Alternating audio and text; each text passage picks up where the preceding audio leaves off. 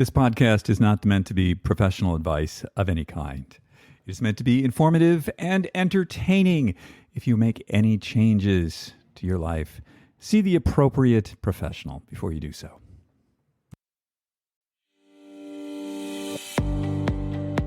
Welcome to Super Age. My name's David Stewart. I am the founder of Ageist and your host on the Super Age Show. We talk about how to live healthier, how to live longer, and how to be happier. And who doesn't want that? Today's show is brought to you by Inside Tracker, the dashboard to your inner health. Go to insidetracker.com/ageist, save 20% on all their products. Today's show is also brought to you by Element, LMNT. My favorite electrolyte mix. It's what I put in my water in the morning, and it's what I put in my water at the gym.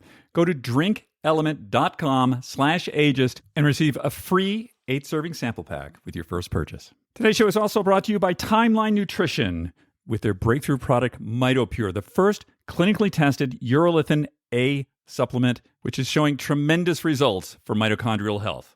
Go to timelinenutrition.com/ageist, use the code ageist at checkout, and save 10% off your first order of MitoPure. Welcome to episode 116 of the Super Age Podcast. This will be dropping on January the 11th, 2023. Today on the show, we're going to have my lovely friend, Tamsen Fadal.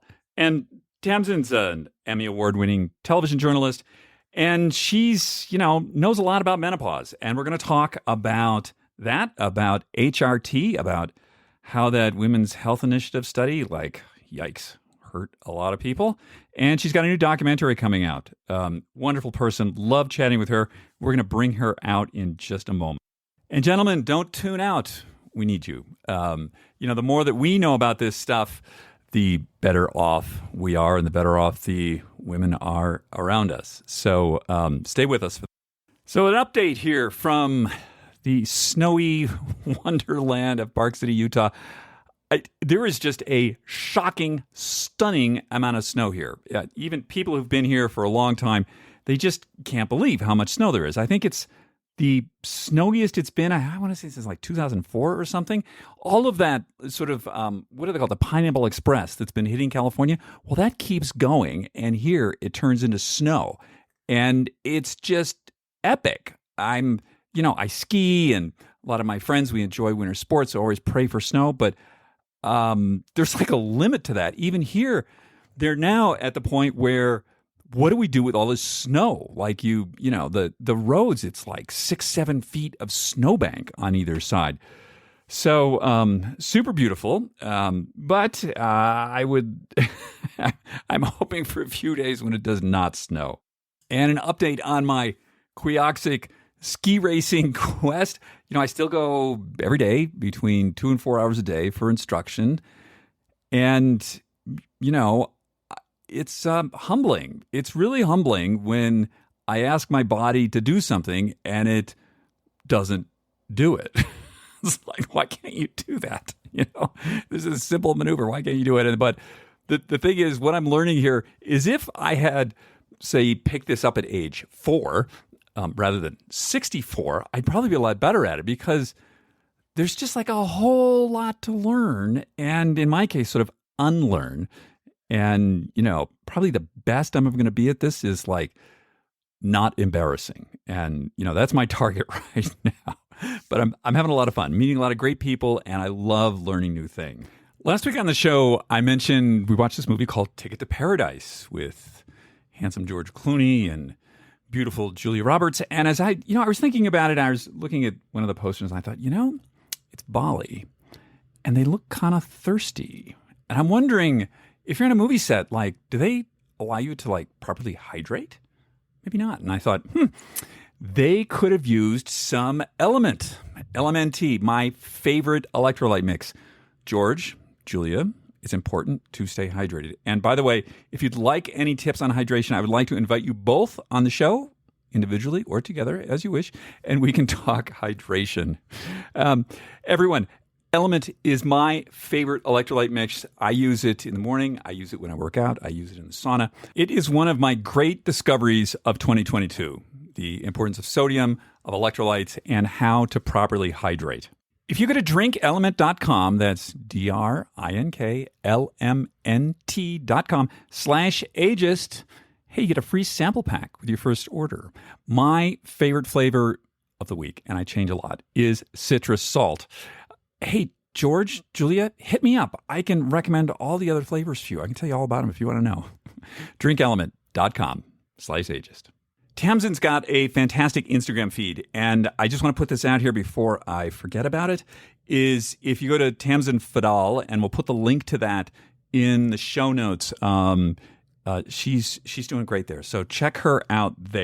And then after our conversation, we've got another Try This. And for all you who are like, what's up with that?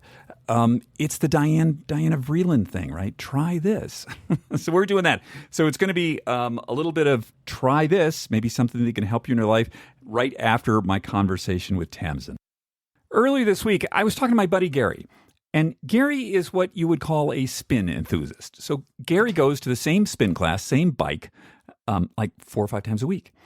And we were talking. He called me up. He's like, hey, I've been taking Mitopure, the urolithin A supplement. And he said, I feel different.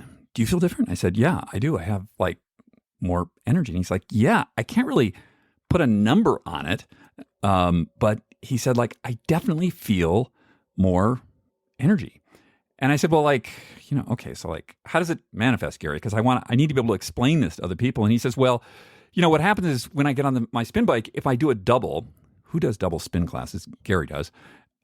He said that now the second one, my output is almost the same as the first one. And when I've done it in the past, the second one, it just used to kill me. So that's the latest on Mitopure and urolithin A from my friend Gary. Now, as I think about it, that really matches up with the science around urolithin A. It causes something called mitophagy, which is essentially cleaning out the bad, not so well working mitochondria and replacing them with new ones. And that makes complete sense, right? Gary's 59, I'm 64. Our mitochondria are probably not at their best. There's probably a lot of junky ones in there that we got to clean out. And that seems to be what urolithin A does. Timeline is offering listeners of this podcast 10% off your first order of Mitopure.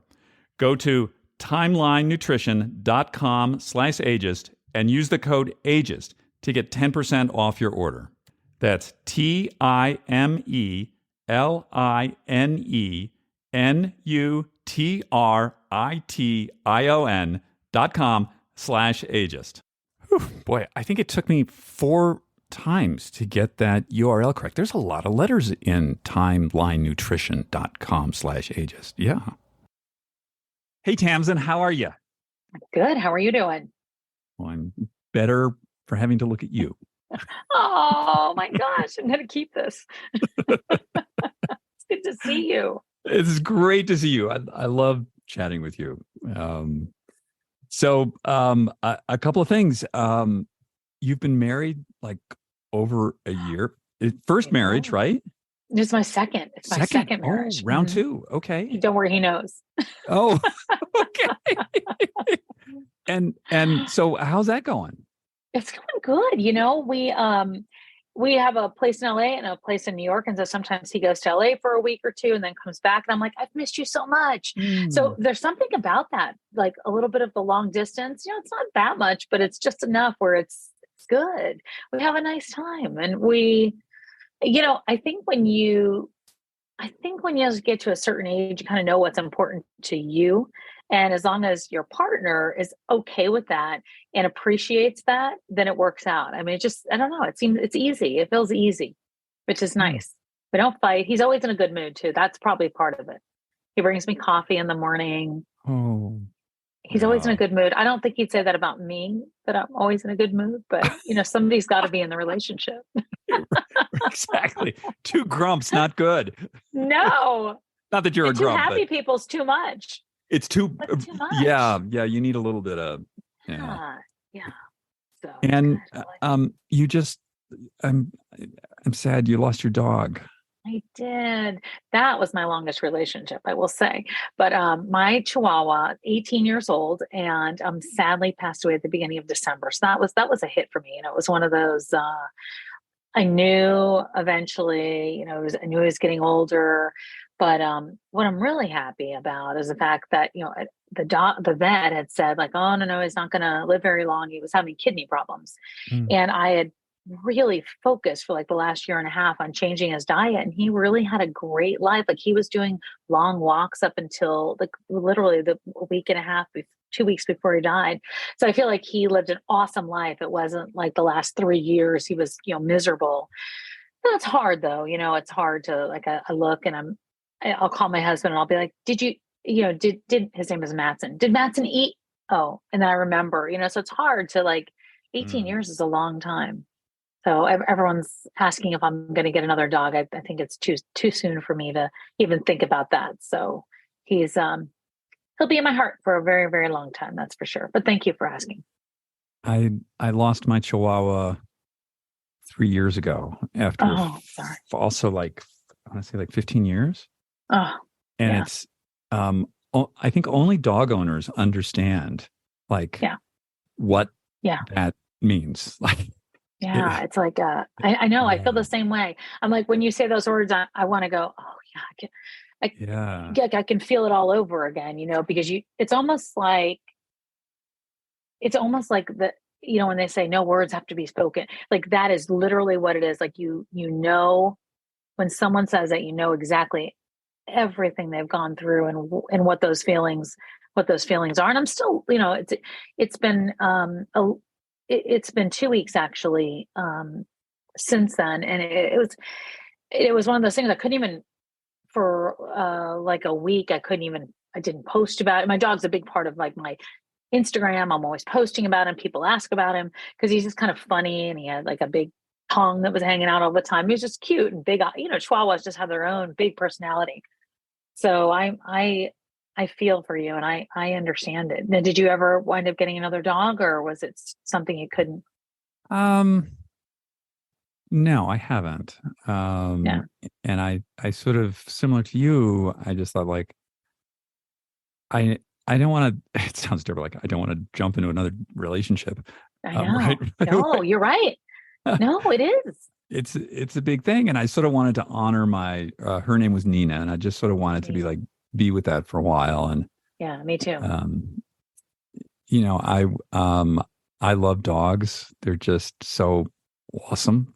And Hmm. I'm one of these people when somebody had a dog in Whole Foods yesterday, like in their basket because it had mobility issues. And of Yeah. course, whenever I see a dog, it's just like, Yeah. oh, Yes. it's like what other Yes. people do with babies. I do with dogs. Right. Right. Me too. Me too. I'm glad to hear you say that though, because I feel the same way. I was like, I didn't want to just get a dog to get a dog. Like I didn't think of him as a Yeah. dog. He was like my child.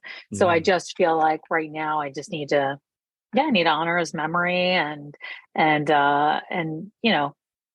he was around for a long time. And I was like, there's not another dog smarter than him in the whole world.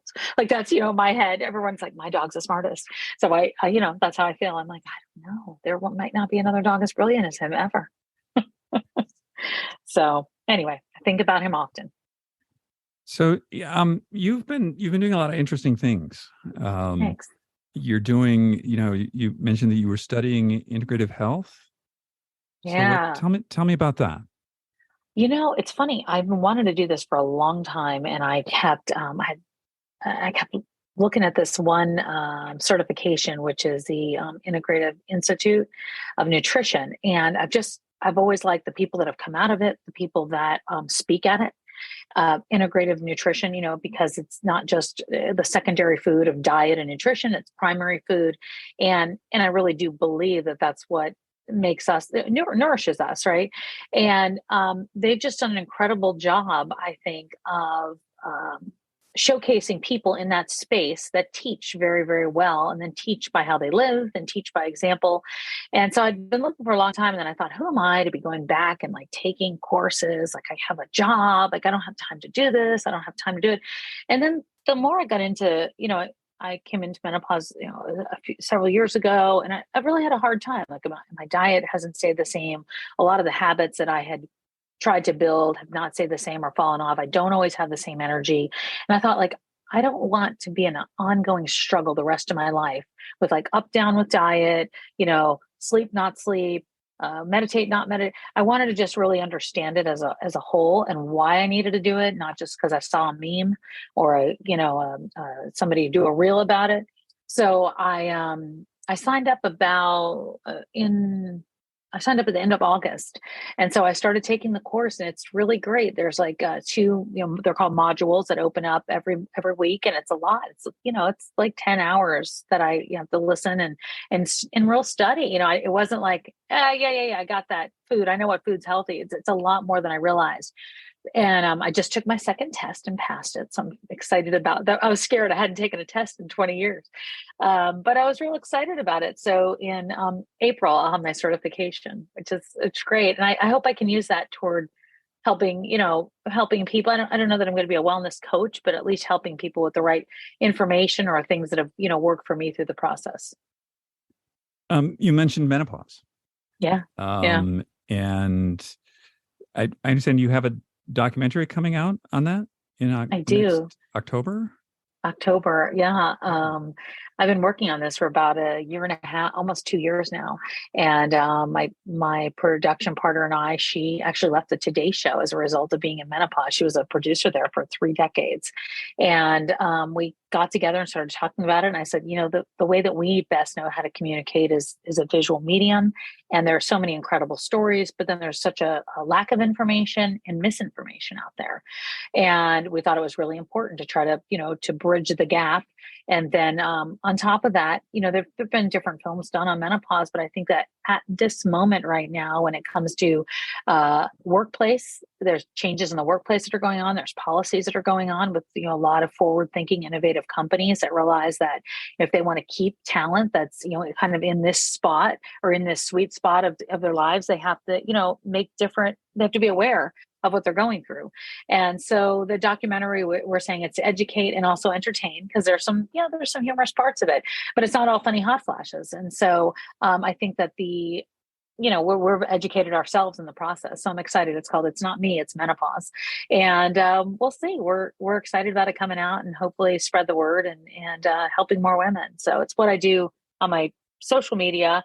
And then I said, well, okay, now it's going to go on the small screen or big screen or some other screen. So we'll see. Wonderful. You used a couple of words there, information and misinformation, which brings me to HRT. Yeah. Oh, yeah. So what's your thought on that? What's your experience with that? Well, I'll tell you my history of it. I lost my mom when I was 20, and she had an estrogen-based breast cancer. So anytime somebody comes from a family history like that, especially at such a young age, she was diagnosed at 44 years old.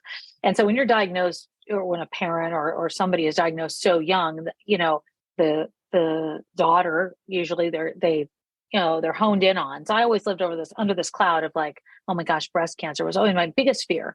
And then when I hit perimenopause, which I didn't know at the time. And then I hit menopause and I went to the doctor. I was like, oh, no, I can't do hormones.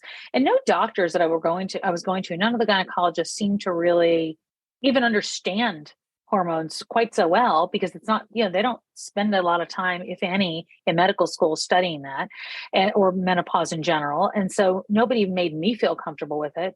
And the one doctor that did give me hormones, I went, I'm not taking I'm petrified. I don't know. I didn't even know why I was upset and nervous about it, but I was scared about estrogen until I started doing a deep dive of my own research and studying and talking to experts and talking to doctors and talking to midlife practitioners in this space to really understand misinformation. A 2002 study that was done, the Women's Health Initiative, that was a lot of misinformation, flawed study that scared women into, flushing their estrogen pills down the toilet.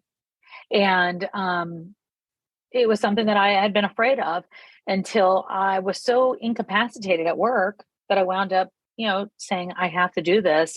And I was educated enough about it. So I've been on HRT for about a year and 3 months, and it's changed my life.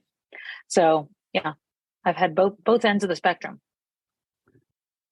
Yeah, that Women's Health Initiative study, Yes. Yes. is one of those things that just sends me into orbit. Mm-hmm. Mm-hmm. That, and I think it's something, just because there's just the headlines that were pulled out of that, Yep. the way it was done, Yep. is just like, I can't even believe anybody took it seriously. But it was out there, and as you said, like, it just caused a lot of people a lot of problems. Mm-hmm. Like, not just a lot, like millions and millions of Yeah. women. Yeah. Around the world, not Yeah. just in the, not just in Yeah. the US. Yeah. And, the UK is very far ahead of us when it comes to just normalizing the conversation around menopause and understanding it, talking about HRT and bringing it forth in the workplace. But I am convinced we'll get there, and I know we will, but it is a matter of making sure this conversation is front and center. And as a news anchor, I was scared of talking about it because this is an industry where traditionally I was always like, don't tell anybody my age. And now I'm running around like, I'm 52 and I'm in menopause. No, but I was that didn't come quite so easily at first. And now I still think some of the people I work with are like, what is wrong with her? But I've had tons of support. Thank goodness. I've had a lot of support, and I think I've made it a little bit more, I don't know, a little okay to be talking about it here. But that study did a lot of, the headlines that came out of that study did a lot of damage because women like me and millions of others didn't know where we got that thought even. Like, why are you scared of estrogen? I don't know. It's just not, we didn't even know. And so, and even now, I went on to Times Square for the documentary and just talked to, I wanted to do a man on the street and just see what come out of it.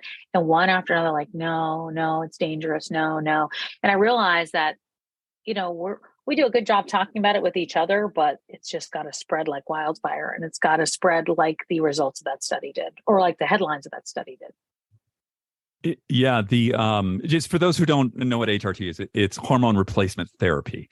Yes. And what using bioidentical hormones, estrogen and progesterone.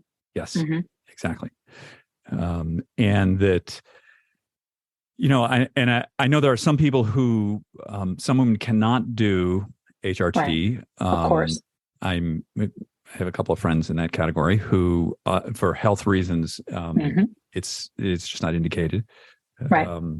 But I think that, I just read a thing in the journal Science about the original thinking about Alzheimer's and how it developed. All the data was faked. Oh my gosh. It was all faked. It was all photoshopped. Oh my gosh. I'll tell you what. Yeah. And it's always kind of been why I think I've always been, I was one of those people that like had to ask 1,000 questions. Because after you go, I don't know. For me, when I saw my mother at such a young age, 14, at the doctors all the time, and at the hospital all the time, and doing chemotherapy and doing radiation, and making decisions. And so I realized when I had the ability to do my own research, that's what I did. So I constantly questioned.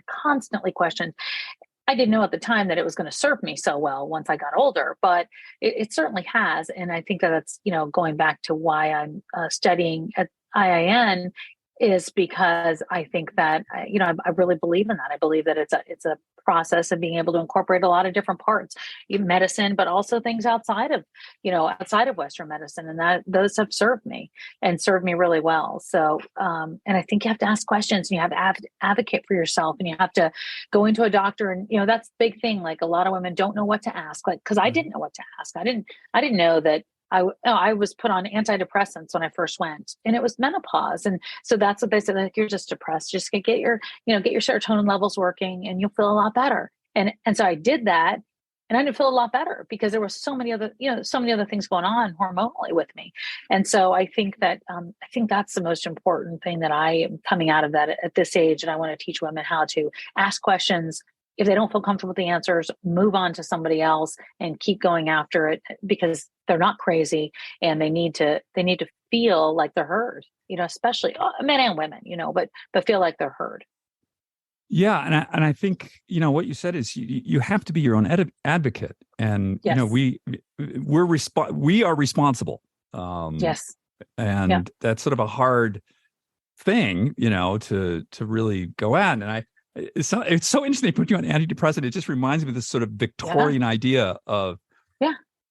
oh, she's, whatever. Oh, she's going through the craze, the change. Yeah. She's Yeah. Yeah. crazy, Oh yeah. The like it just hysteria. meant it just Hysteria. Yeah. hysteria, right? Like I just like, wow, It's aren't we beyond that?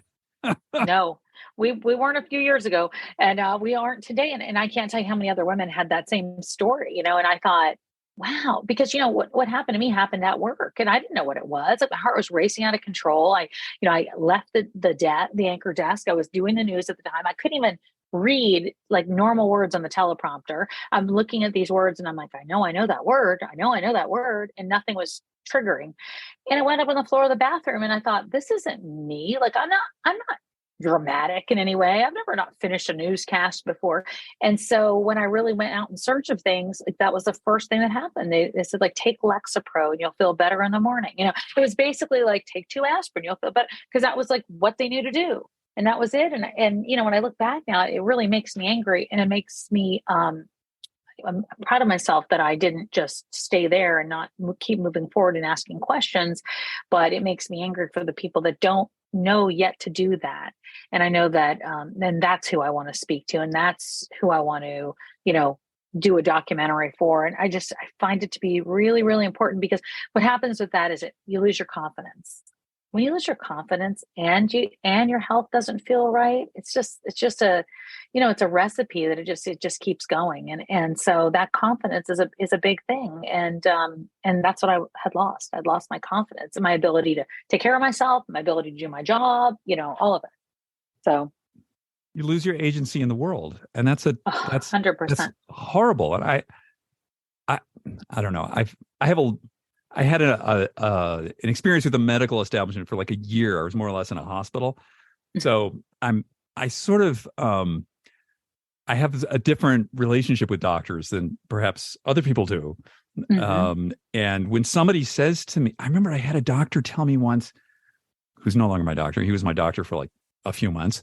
And I went in and he was like, he wanted to know about me. And he's like, oh, so you're active. And what he meant was like active, like, oh, so you like mall walk or something.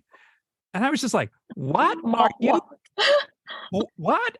Like, dude, do you have any idea what I do? And it was just sort of like that reflexive, like, oh, so you're 61 and therefore, Yeah. Check the box. Yeah. Oh, you seem to still have your balance. Like, Right. and I just wanted to like deck this dude. Like I was out of there in a second. Yeah. Yep. And I think that's one of the things that, like what you were saying, if you think you may be having symptoms of menopause and somebody wants to give you antidepressants, just go out the door. Right. No, you can just leave. yes. And by the way, I'm not saying that there are some cases where that might, be part of a treatment. 100%. It was just that nothing else was looked at. Right. Lack of sleep, right. My heart racing out of control, like, just different things where I went, how did I have to land on the floor before, that was, that this was a thing. So, and it's funny, my dad is 82 and he's really active, but I can even see sometimes, and this is part of the other reason that I took this course, because I want to be able to give him accurate information as best I can. Not that I'm going to have, be able to do everything, but I want to be able to, when I'm saying to him, like, do this, do that I'm not just, guessing because I read it in 3 different places. And so he's 82 years old, and I can hear some of the doctors like, oh, you're 82, do what you want. And I said, no, that's not how it works, Dad. You're going to talk to somebody to help with your diet. You're going to talk, no, that's not okay. It's not like just skate by because you're lucky enough to be that age. You could be 102. So and so he just recently moved, and he's walking every day. He's going to the gym now 3 times a day. So he's not listening to the same old. And I said, I don't want you to listen to people that just because you're average, it's okay. I want you to pay attention to things that are, best serve you and ask those questions. Cause he comes from a generation of like, you don't question, don't question that stuff. If it's an expert or something, you don't question them. And I'm like, you have to question everybody, everything. Right. Yeah. And one of my other huge bugbears is the way I've got a few of them that are just like these, like, I love it. I love when you get irritated. Atomic buttons that I'm wired with. And one of them is how the medical establishment and the dietary guidelines, all this stuff has been dumbed down because they don't want to alienate people. Right. Well, 60% of the American population has something called metabolic syndrome. It means like they're in a serious state of disease, but just telling people like, try and cut it down to like one Mountain Dew a day. Like, what? One Mountain Dew a day. What are you? What? Like, try and walk around the block once a week. Right. Can you? Like, let's get real. No, I know. I'm always pushing my dad. He's like, I'm going to work out twice a week at the gym. I'm like 3 times a week. Yeah. And 4 walks. Like, my whole family thinks I'm a little bit, like, okay, enough, calm down. But I will tell you, my dad, attitude matters, exercise matters, passion matters, desire matters, eating right matters, all those things matter. And I think I recently, this happened like after Madsen and because everything went, when Madsen was sick and when he died, everything went to like this dull roar in my life. I went, everything that I thought was important is just not right now because I was just going through something that was really emotional. And then I realized like everything can't be given the same amount of importance. And so I started adding things back bit by bit. And I'm like, okay, so what's important? Try to take care of myself as best I can. Try to, stop the stress. And I've realized that like I'm trying for 2023 or for life, hopefully not just as a resolution, is that I don't give everything the same amount of weight in my life because I feel like I've been doing that for the past 10 years. And so I'm not giving everything the same amount of weight. And the health part is getting a huge amount of weight this year. Health, wellness, not just, working out, but everything across the board. The things that you don't put under that category. I mean, everything sits on that, right? Like everything sits on everything. That. Everything. It doesn't matter. Like, it doesn't congratulations matter on your career, but if you're too sick to go, it doesn't matter. Yeah.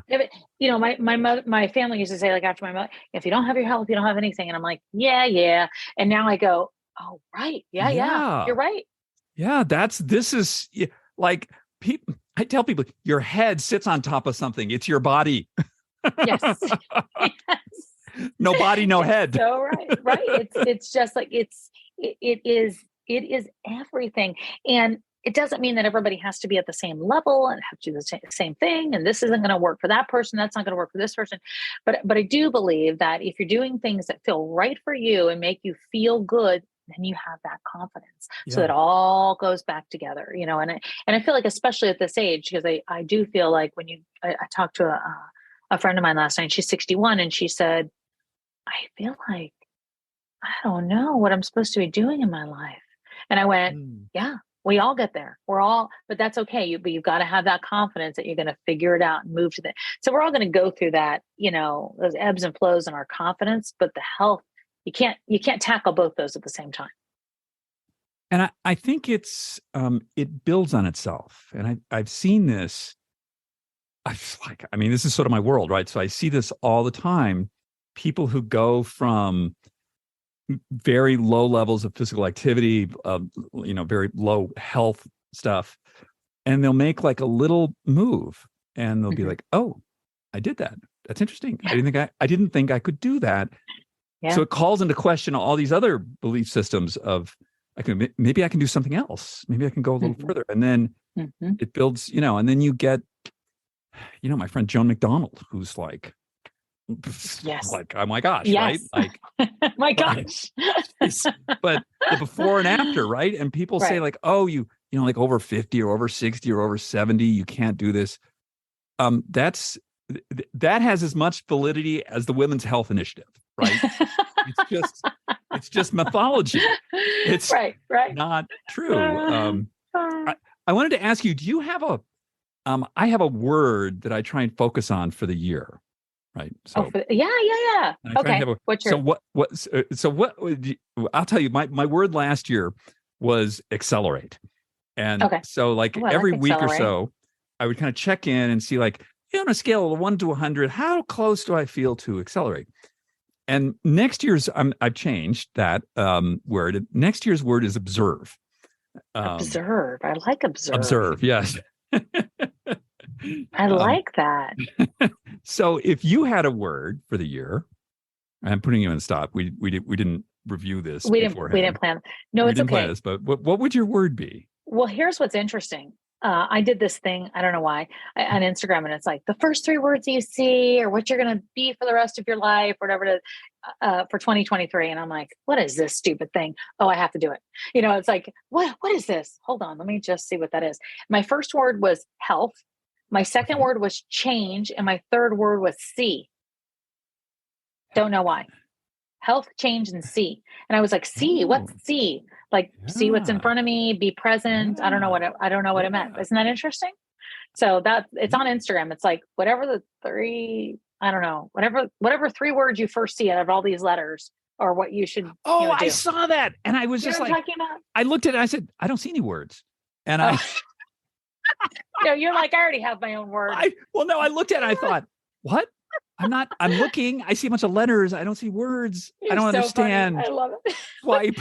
Scroll. What is this? That's what I did initially. I'm like, I'm not playing that down. Wait, what does that say? Let me see. Well, maybe I just should do this. I won't be able to find it again. Yeah,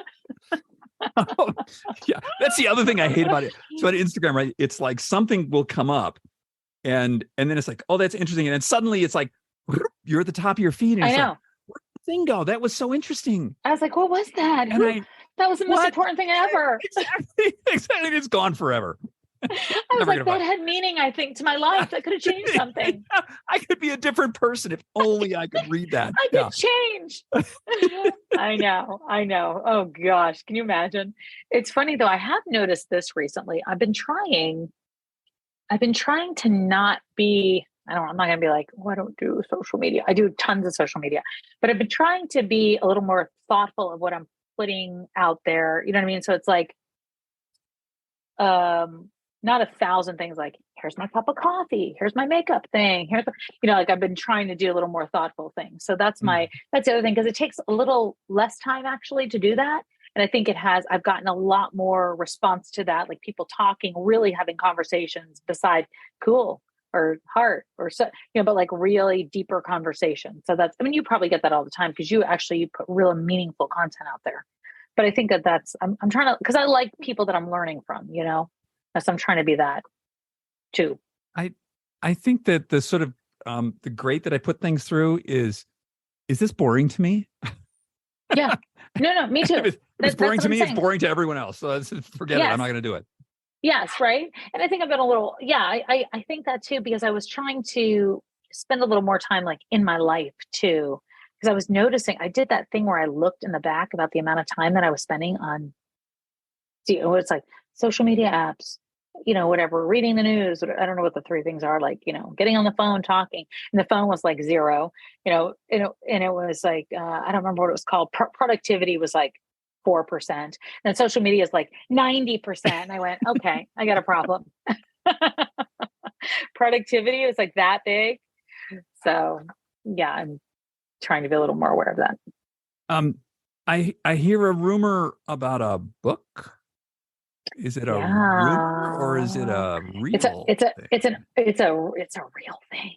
Ooh. It's a real thing. I don't know when it's coming out yet because it's all kind of in the works, but yeah, I'm working on a book about menopause and thriving in it, not just surviving in it. And I think that that's really where I've gotten to, because for my first 2 years, it was about just surviving and trying to feel normal again and healthy again and sexy again and whatever, all those things. And I think it was categorizing me, like in my head, I'm like, I'm a woman in menopause. And I didn't know what it meant, but it was just categorizing me in my head. And I don't know. So I started writing about it. And I started interviewing a lot of different people about it and my, storytelling is only thing I know how to do. And it really, it came like full circle to me. So yes, there'll be a book. So it's a lot of interviewing. I seem to do a lot of that, but I love it. It's my favorite thing. So you said that, you sort of defined yourself in this way. Yeah. Yeah. I kept saying like, oh, I'm in menopause. That's why I can't sleep. I'm in menopause. That's why I can't this. I'm in menopause. That's why I'm not working. And I kept doing that to myself. And now I'm like, yeah, I'm in menopause, but it's going great for me. It's fun. And it's funny because I was meeting people that were in all sides of it, like leading up to it. People that would joke about it, people that would be really upset about it. And because there's a lot of, mental health things that come with menopause. Like it's not just like one of the symptoms. It really is. It really changes a lot of that part of your life.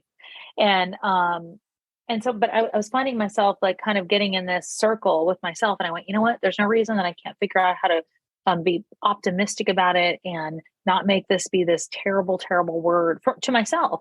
And then I started talking more about it. And so I'm hopeful that, this is about thriving during this time and making this time really mean something and really matter and really be about change and really about, being an advocate for yourself. That's a huge thing for me as a 52-year-old woman, as a woman that has gone through this and is still in the middle of it. And I don't think I've ever felt more fulfilled in terms of a purpose, which is kind of interesting. I think this is so interesting, this idea of the self-limiting categorization. And I hear it the contrary to it with people who have very serious diseases. And I'm not saying menopause is a disease. Don't get me wrong. No, I know. But they'll say like, "Hey, I have this thing, and it's like part of me, but I'm much more than just this thing, whatever I'm suffering under." And that, I'm this multifaceted person. And I think it's interesting to hear you say how, like, for you, that being a woman in menopause suddenly became like your identity, like your thing. Mm-hmm. But there's much more to Tamsen than that. Yeah. Right. Yeah. And it was in my own head. It was in my own head, which is the most dangerous place to be. Right. It's funny too, because I had this question a few times, and there were people that were close to me, and they were just looking out for me. And they said, like, do you think it's not good for you to be talking about being in menopause and you're still on TV? And like, and I thought, and it did give me, and I went, wait a minute, why wouldn't it be? I don't understand. So somebody's not going to like me, approve of me, they're going to reject me. They're going to, categorize me. Why? But, we're all insecure. And so I gave that some thought, and I thought, oh, I'm doing that to myself. I'm not going to allow that to happen anymore. So, and so that was part of how I started doing the writing and really thinking about myself differently and where I'm at and where I want to, and what I want to do and who I want to help. And that's, I never thought I'd be talking about menopause. I was always a big advocate of, of early detection for breast cancer, being, with my mom. And that was always, and it still is, but menopause, I didn't know anything about it. Like so many women, I didn't know anything about it. And now that's people come up to me and they're like, hey, I have to ask you a question. I said, I'm the menopause whisperer at work these days. People talk about with the whisper still, but I'm going to get it to a point where people are like, hey, Tamsen, I have a question for you about the menopause. So I mean, one of the interesting things, so we publish on Ageist, and we publish about menopause occasionally. And what I found, which I found sort of surprising, is the age breakdown of people who are interested in menopause. It's like 30 to 40. Sure. Well, and they're the ones that are really want to do something about it too. Yeah. It's fascinating. And I'm so happy about that. And I'm hopeful that the conversation that's happening right now is because all of us are, willing to talk about what we're experiencing. But, a lot of women are in menopause earlier, surgically, medically induced. So those are some of the age group. Some are in, perimenopause, obviously in their 40s, a lot in their earlier 40s. But we didn't know, like I didn't know that a lot of the symptoms and the problems and the emotions or the inability to sleep or the gaining weight or, itchiness of my ears, like weird things. And my feelings of feeling badly about myself. Like I had a lot of very dark moments, but I didn't know that was perimenopause. There wasn't even a word that I was aware of. And so, and you'll find a lot of women with the same, my story is not unique. A lot of women will say that, but I love the fact that women in their 20s and 30s and men too are asking the question and not afraid to talk about it. Isn't that crazy though? It's 2020, almost 3, and we're saying like we should normalize the conversation. How? Well, I mean, what? There's what? like my recollection. I mean, you're in television. You could tell me if I'm wrong about this, but my recollection was like even in the 90s, you couldn't say that word. Like you couldn't. I don't remember saying it on television until the last year and a half. Yeah, exactly. You couldn't. It was like banned. You couldn't like say it. It was so. I mean, I don't weird know. To me. I don't remember. I don't even know if it was banned. It wouldn't. Well, I know there were certain words, but it might as well been, right? Because it was not something you talk about. It was not something you don't. And talk it's funny. About it. I was with a woman that I know. She's like 60, 65, 66. She owns a big business, a big women's business. And I was with her and she said, "Hey, listen," she goes, "I know you talk a lot about menopause and stuff on your social media and you do a lot of stuff with that. Don't do that at dinner tonight because menopause is kind of a dirty word with these women." And I was like, what women are we having dinner with where it's a dirty word? Can you please tell me that? I was so enraged. And so of course I had to bring it up. I was like, well, and menopause. And I go, "Oh, I'm sorry." And then I went, "Oh gosh, she's gonna hate me forever." But how can you say that's a dirty word? She still talks to me, just in case you're wondering. It's so odd to me. How odd is that? I mean, we're talking about women are about half of the Earth's population, and it's been going on forever. And about half of that population either has had an experience with menopause or is experiencing menopause, or will, or well, everyone will. All right. will. So why? Isn't that weird? When I say the words like we have to normalize the conversation, I'm like, wait a minute, I can't believe I had to say that. Right. I find myself every once in a while like, did I just say that out loud? So yeah, wow. But thank you for being a man talking about it, because that's super important too. Like men want to know. Men are not. Men don't not want to know. Like they want to know what's going on. And I found a lot of them saying to me, it's funny. I found a lot saying to me like, "Thank you so much. I had no idea what was going on." Yeah. Like a lot of men, and I'm like, "Oh, I'm grateful for you," but I am, because I think that's so important. I think that if your partner is going through this and you don't know what's going on, this can be really alarming.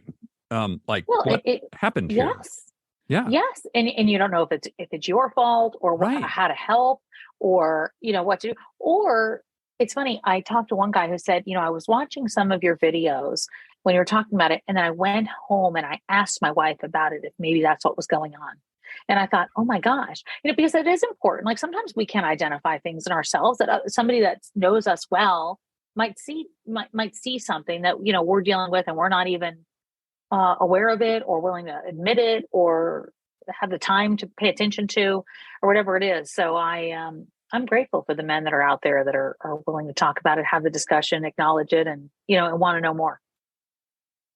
I put a lot of faith and hope in, the younger generations. I think they're much more. Me too.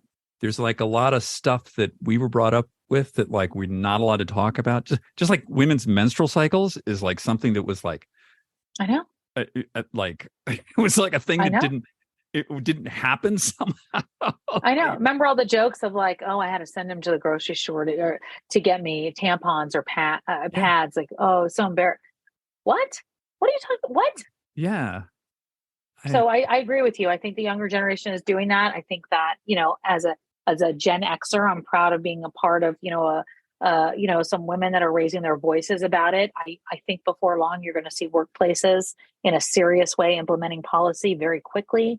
And I think you're going to see it. And, it doesn't, I think any acknowledgement of it is very important, so that women don't feel like they're the ones that have to, bring it up wherever they are, whatever, whatever area of life that they're in. But I don't know. I'm seeing it more and more. I want to see it. I guess I want to just not see it just in the magazines and just, I want to really see it as a conversation that people are comfortable with too. Cause I think that's going to take time, a lot of time, and the education is going to take time, and we need another study. So there's a lot going on there. Yeah. On another topic, you had a birthday. Yes. How old are you? How old are you? Can we tell people? 52. Yeah, of course. We just outed you. 52. Woo. I'm not Coco Chanel. She said, "Don't tell anybody your age." 52. Yeah, I turned 52 in December. So, yes. So you were doing a thing. 52 things I learned in 52 years, and yes. One would hope that you learned more than 52. The year. I don't know. That's all I could remember. I don't know. That's the ones I could remember. No, I think I had more. I'm saving them for next year. Oh, okay. I would hope. What are some of the most impactful things that you've learned in 52 years? I think the ones that people responded to were interesting to me. Bullies will follow you through every stage of your life. That was one. A lot of people responded to because it's true. And I think that sometimes we forget that. We think that's just when we're in school.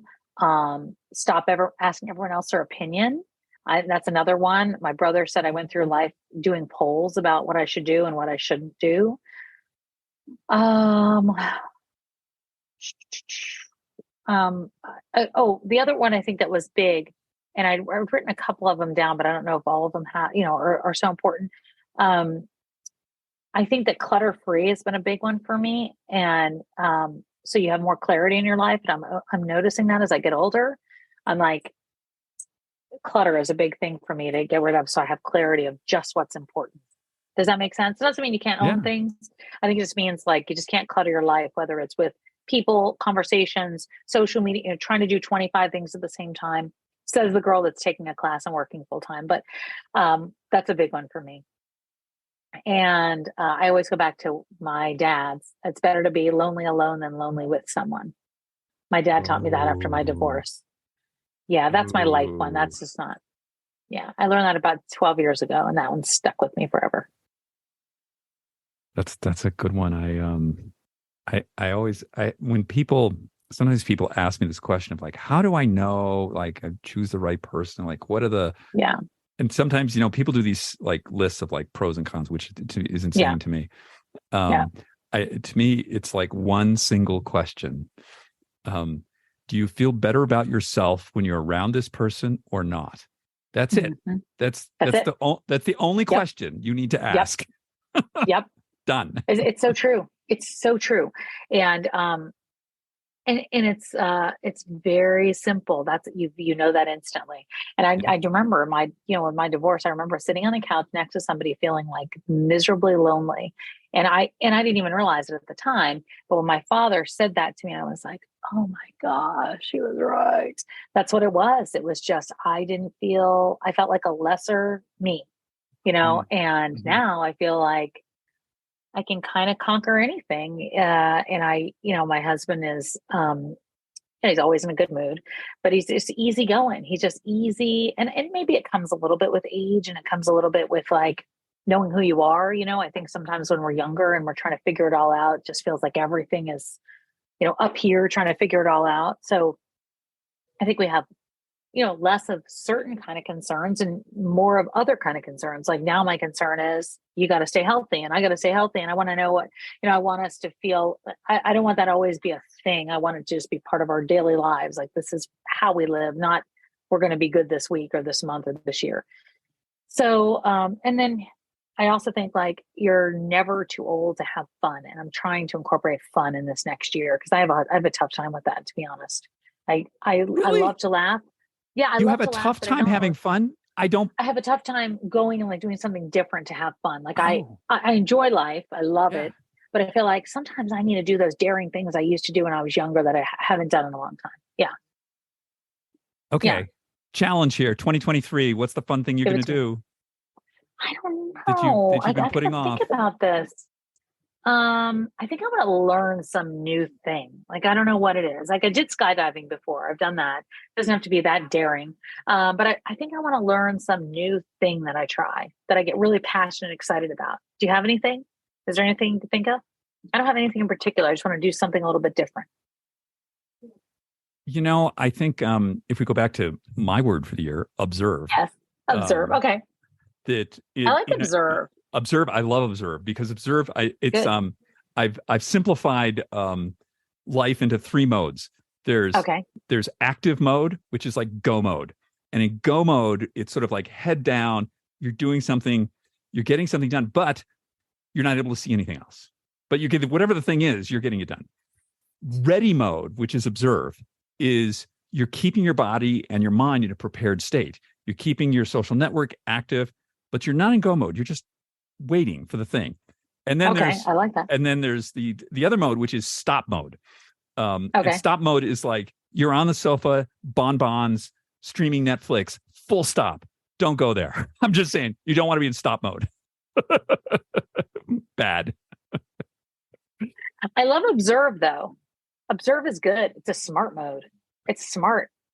I feel like we're going to hear more of that word now. When you hear something and then you hear it like 10 more times. I feel like I'm going to hear it like a bunch of more times now.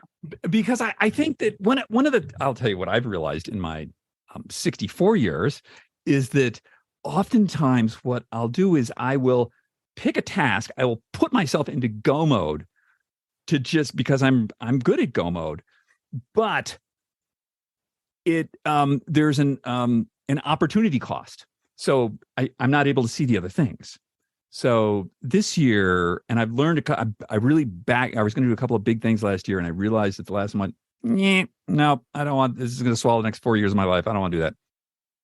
And so I sort of paused. And once I paused, these other things, this is very woo. I'm not a very woo-woo guy, but. No, it's okay. It's okay. I get it because I'm going to tell you something after that. Yeah. Tell me, what's your story? Go ahead. I totally agree. I was going to say that to you. I was like, did other things come in? Yeah. Because I feel like I did two things. Like, again, I feel like I've always conquered the list. Like, I'm a list person. I get it all done. Yeah, me it's too. Great. I do 100 things. And so I found myself with the book and also just a couple of little things, very focused because I just couldn't take on anymore. About a month ago, I just couldn't do it. And I was like, I just got to focus. And I haven't done that in a long time. I don't know if that's the same as observe, but focus was like this, where I got it done, and I had recollection, and I understood, and I remembered it, and it wasn't like, what did I do this morning again? And so focus might be my thing. I might need to focus, but I don't know if that's the same as observe.